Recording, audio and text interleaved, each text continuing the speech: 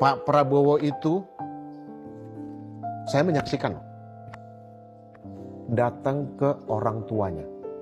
Orang tua Orang prajurit. tua Pak Prabowo, orang tua kandung. Oh, oke. Beliau menyampaikan, saya dengar ini, saya ngintip-ngintip ini. Papi, ini batalion saya begini. Tolong bantu Papi. Pak Sumitro Joyo Hadikusumo, orang tua kandung Pak Prabowo, ketika mendengarkan permintaan dari anaknya, spontan, kamu temuin mami. Disuruh nemuin ibunya. Bukan lantas Pak Sumitro mengatakan, oh enggak, tunggu dulu. Tidak, kamu temuin mami. Kalau sudah ketemu sama beliau, saya nggak dengerin bisik-bisiknya apa. Tapi begitu pulang Pak, saya bawa uang. Kalau pemikiran saya bawa kardus, saya bawa koran kalau pemikiran saya. Ternyata setelah sampai di batalion, di rumah dinas beliau, dibuka. Itu isinya uang. Kumpul semua, diperintahkan untuk apa? Masing-masing kompi yang tanahnya masih bisa Ada digunakan untuk membangun rumah, dibangun. Bayangkan, kalau saya dikasih duit orang tua saya, buat senang saya. Tapi bayangkan Pak Prabowo buat duit segitu banyak, ya? Tidak sepeser pun buat dirinya sendiri, tapi untuk membangun rumah. 60% prajurit 328 kala itu tidak berada di dalam asrama, di luar asrama. Jadi kalau mau penugasan ke Papua, ke Timur Timur, ke Aceh, itu dipanggilin, dikeliling dulu. Provos itu keliling, teriak-teriak. Baru dibawa ke asrama. Dulu nggak ada handphone ya? Dulu nggak ada handphone. Ada WhatsApp group. Adanya toa. Ada orang kesulitan. Saya melaporkan sama beliau, Pak, mohon izin Pak. Si A begini. Beliau pasti akan memberikan bantuan itu. Entah dari mana sumbernya. Kalau cerita untuk korupsi, saya yakin 100% beliau tidak korupsi. Karena? Mengapa? Gajinya saja Pak. Setahu saya dari mulai dia menjadi wakil komandan batalion, menjadi komandan batalion, komandan brigade, sampai dengan Pangkostrat, beliau tidak pernah mengambil gaji. Ya kan diambilkan sama orang lain. Siapa yang mengambilkan orang lain? Memang boleh sembarangan gaji orang lain, ya kita yang ambil. Ketika nanti beliau melihat sudah banyak, beliau tanya, apa katanya sama saya? Tanya sama Pak Sugiri atau 3 hari kemudian Pak Prabowo nemui saya. Nemui saya, posisi saya sudah di rumah sakit. Tangan saya diikat, kaki saya diikat. Saya dipasang kateter. Pak Prabowo nanya, dijelaskan sama dokter, kenapa harus diikat? Dokter menyampaikan bahwa barangkali Pak ada pendarahan di dalam. Jadi saya harus tahu katanya. Nah, Pak Prabowo nanya sama saya, apa yang kamu rasakan Gus? Saya bilang nggak apa-apa Pak. Kalau rumah sakit di Indonesia nggak bisa, nanti kamu saya rujuk ke luar negeri. Saya bilang enggak Pak, saya nggak apa-apa. Yang saya sedih sekali, sampai sekarang itu beliau pijitin saya, padahal saya tahu beliau Pak Prabowo, beliau komandan saya, kan nggak mungkin lakukan itu kepada saya.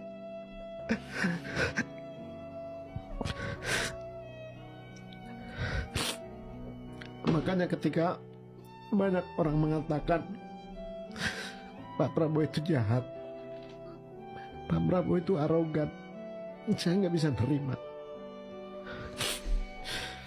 Tapi kan tidak semua orang mau percaya itu yang terjadi.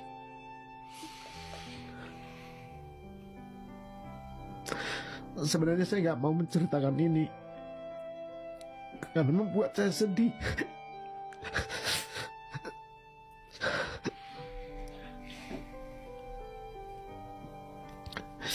Mudah-mudahan beliau selalu sehat. Saya tidak butuh pengakuan. Tapi yang pasti setidak-tidaknya masyarakat Indonesia tahu bahwa bagaimana kebaikan Pak Prabowo terhadap semua orang. Terlebih-lebih kepada saya. Prabowo itu pantas nggak dia menjadi presiden Republik Indonesia, Pak? Pertanyaan itu saya jawab tegas dari hati ya Pak ya. Izin semuanya saya nyampaikan. Saya jawab tegas, pantas Pak. Pasti ada tujuan dan alasan. Tidak mungkin seorang selamat hanya karena senang gitu ya. Ah pantas. Ya. Pantas Pak, saya jawab. Karena apa pantas? Terima kasih. Karena kami langsung dapat merasakan Pak apa yang beliau berikan terhadap anak buahnya, terutama kesejahteraan. Kemudian sosial ini bukan untuk kepentingan prajurit saja, di negeri orang pun disebar Pak. Disebar, pastor-pastor disumbang buku Pak. Nggak ada yang tahu. Karena kepentingan pendidikan di Timor Leste saat itu. Peta yang dari bola Pak, dikirim juga. Kami yang ngajukan sama beliau.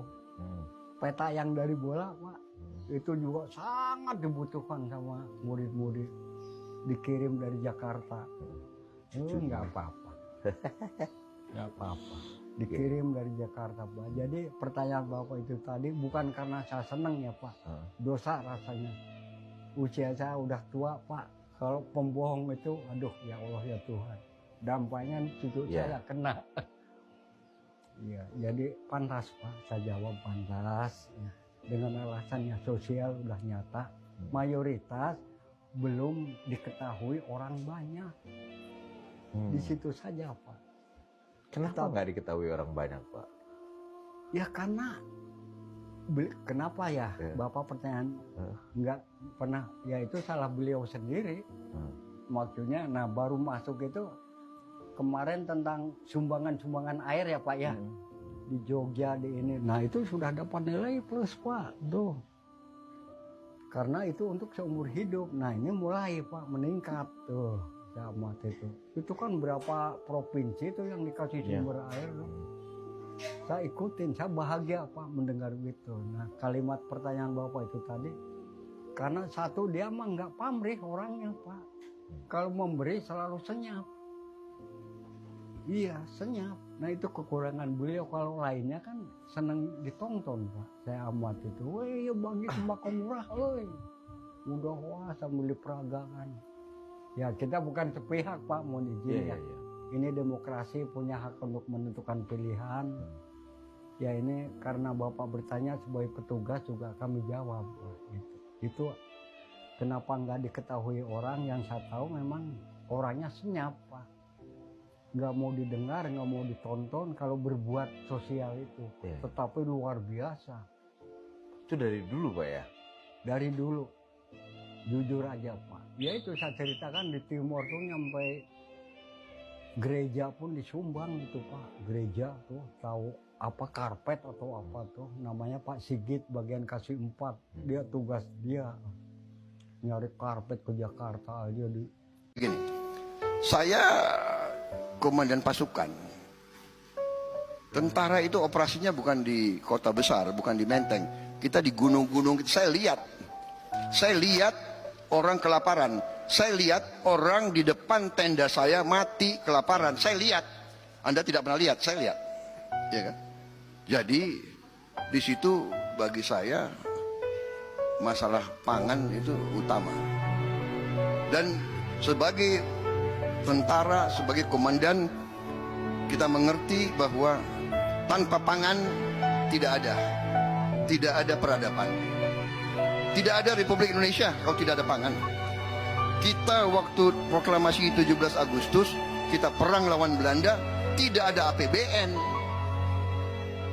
Tidak ada gaji untuk tentara. Tidak ada LP. Yang kasih makan siapa tentara? Saya tanya. Yang kasih makan rakyat di desa. Petani-petani itu kasih makan. Saya pernah mengalami tahun 70. Saya di desa-desa rakyat kasih makan. Orang miskin kasih makan kepada tentara. Jadi Bagi saya masalah pangan adalah utama. Jadi kalau saya nanti mimpin, bagi saya pertama food security, energy security, water security, clean government, ya kan? Affirmative action, and then the economy. Kita will give opportunity for business to take the initiative and to flourish. That is why I say win, win, win, win. Everybody wins in a flourishing economy.